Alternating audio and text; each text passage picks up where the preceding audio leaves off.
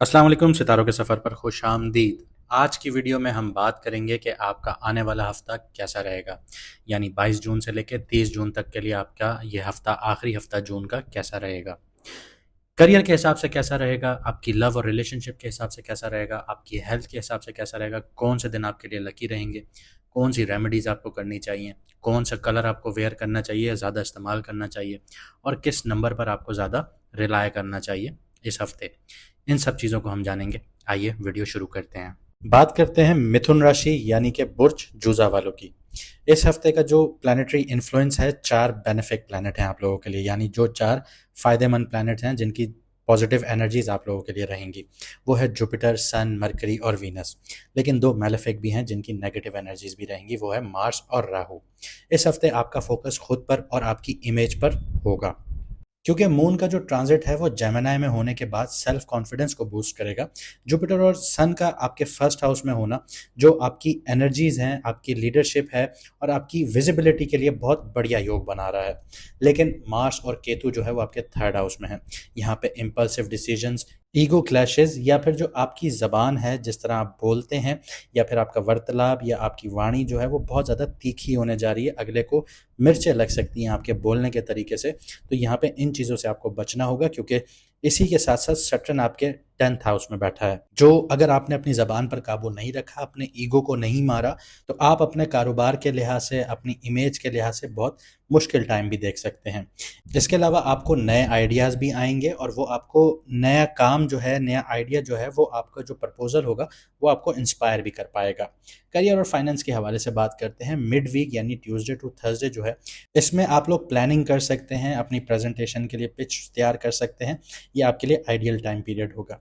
Jupiter सन आपको क्रिज्मा दे रहे हैं यहाँ पर। लेकिन फ्राइडे ऑनवर्ड्स जो है, मार्स की जो नज़र है वो आपके लिए कॉन्फ्लिक्ट्स पैदा कर सकती है, स्पेशली टीम सेटिंग्स में, यानी जो आप टीम में काम करते हैं वहाँ पे। इसके अलावा पैसे के हवाले से बात करूँ तो पैसा तो आएगा आपके पास, लेकिन रुक रुक कर आ रहा होगा।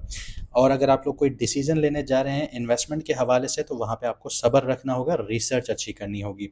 राहु 9th हाउस में है, तो ट्रैवल या हायर एजुकेशन के यहाँ पे चांसेस बहुत ज़्यादा बन रहे हैं। लव और रिलेशनशिप्स की बात करते हैं। इस हफ्ते रिलेशनशिप्स में आप लोगों को क्लैरिटी और वार्मथ दोनों नज़र आएंगी। संडे के दिन बेस्ट है किसी भी स्पेशल डेट या हार्ट टू हार्ट कन्वर्जेशंस के लिए। मून आपके थर्ड हाउस में होगा, वीनस आपके 11th हाउस में। तो यहाँ पे जो आपकी फ्रेंडशिप बेस्ड रोमांस हैं वो यहाँ पे प्रमोट होती हुई नजर आएंगी। सिंगल्स के लिए एक अनएक्सपेक्टेड कनेक्शन यहाँ पे पॉसिबल नजर आ रहा है, लेकिन सोशल मीडिया के थ्रू या फिर आपके फ्रेंड सर्कल्स के थ्रू। हेल्थ और वेलबींग की बात करते हैं। एनर्जी बहुत ज़्यादा हाई नज़र आएगी, लेकिन मार्स और केतु का जो इम्पैक्ट है वो आपकी स्लीप साइकिल को डिस्टर्ब करेगा। आपके अंदर गुस्से वाली फीलिंग रहेगी, आपकी जो ज़बान है बहुत ज़्यादा हार्श नज़र आएगी और लोगों से बहस करते चलते आपको सर में दर्द भी महसूस होगा और आपकी जो नेक है, आपका जो गर्दन है, वहाँ पे आपको दबाव भी महसूस होगा। यहाँ पे आपको ग्राउंडिंग एक्सरसाइजेज बहुत ज़्यादा काम आएंगी। जैसे आप लोग चलिए नंगे पाँव घास पर, तो वहाँ पे आपको बहुत ज़्यादा सुकून मिलेगा। आप लोग डीप ब्रीदिंग एक्सरसाइजेस कीजिए और कोई भी कैफ़ीन वगैरह उसको ओवरलोड ना कीजिए अपनी ज़िंदगी में, और मिड वीक के चलते तो बिल्कुल भी ना कीजिए। इस हफ्ते के जो आपके अच्छे दिन होंगे वो है वेडनेसडे और संडे। मून जेमिनी में ट्रांजिट कर रहा होगा तो वीनस की भी नज़र होगी, तो यहाँ पे क्लैरिटी और चार्म यहाँ पे प्रमोट हो रहा होगा। लेकिन जिस दिन आपको बहुत ज़्यादा ख्याल रखना है वो फ्राइडे का दिन, क्योंकि मार्स और केतु का जो कंजंक्शन है वो यहाँ पे गुस्सा बहुत ज़्यादा दिलवा सकता है और मिसकम्युनिकेशन बहुत हो सकती है, जो आपकी मुश्किलात में इजाफा कर सकती है। इस हफ्ते आपको रेमेडीज़ क्या करनी चाहिए, वो ये है कि ग्रीन चूड़ियाँ जो हैं वो डोनेट कीजिए थर्सडे वाले दिन। इसके अलावा हर रोज़ ग्रेटिट्यूड नोट्स लिखना शुरू कीजिए। जुपिटर और सन की जो पॉजिटिव एनर्जीज़ हैं वो यहाँ पे मजबूत होती हुई नज़र आएंगी, तो आपको सपोर्ट मिलेगी।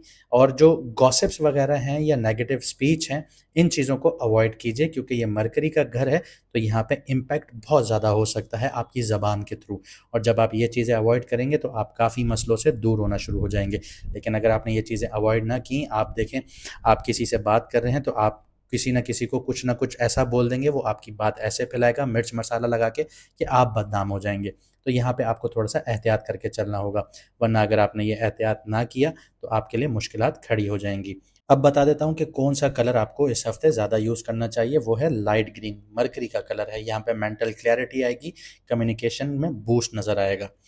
5 नंबर में डीलिंग कीजिए इस हफ्ते, मरकरी का नंबर है। यहाँ पे एडॉप्टेबिलिटी और स्मार्ट डिसीजन मेकिंग में आपको पॉजिटिव आउटकम्स नजर आएंगे। तो ये था इस हफ्ते का सितारों का सफर।